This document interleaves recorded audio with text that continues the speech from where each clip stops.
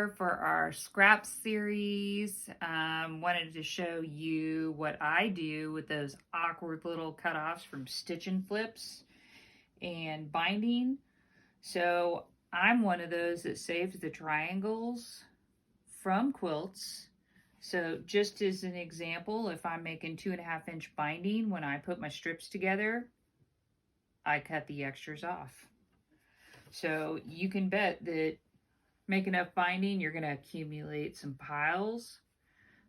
This quilt that I made recently for a block of the month, I did several stitch and flip blocks. This was our previous block of the month that we did for 2025. It's an old Thimbleberries pattern. I did it out of Lori Holt. There was several blocks that we did stitch and flip blocks. Just as an example, this block right here started out with a rectangle.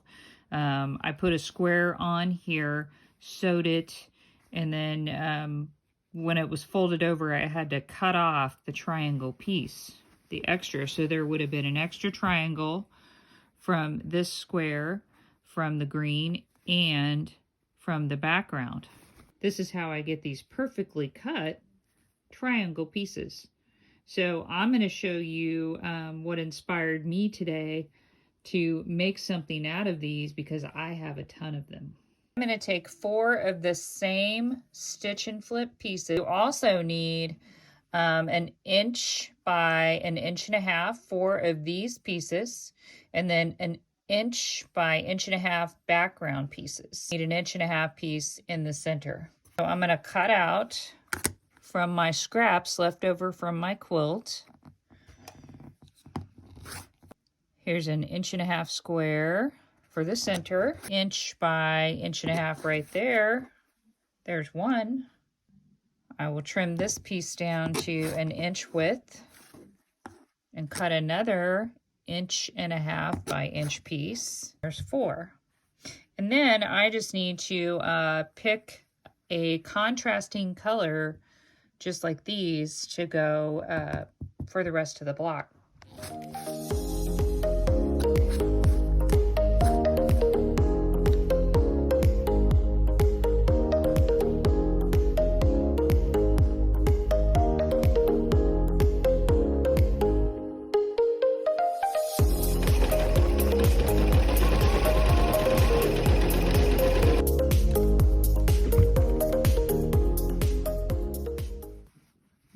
Press these and then press.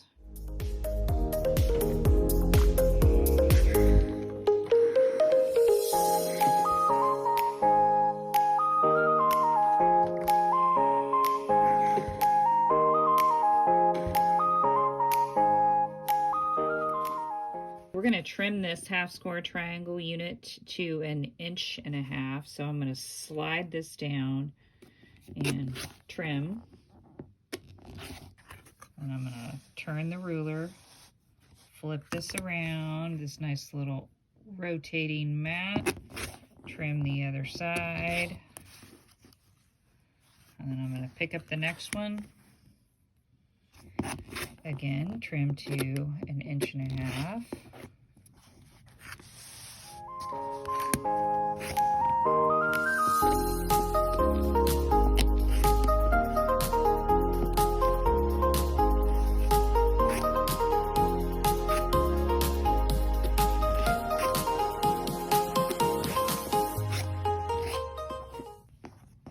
Perfectly trimmed, 1.5 inches.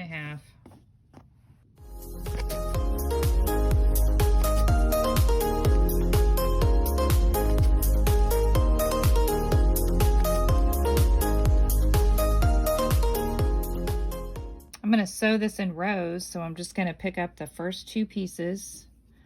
We're going to line this up. Make sure that you line up on the top and the bottom. Then I'm going to sew these 3 together, these 3 together. This will go with these, and then I will sew the rows together.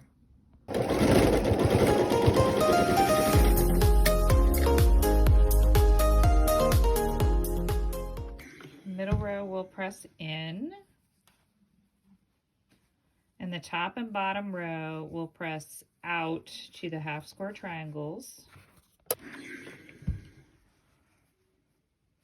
And then I'm going to sew the rows together.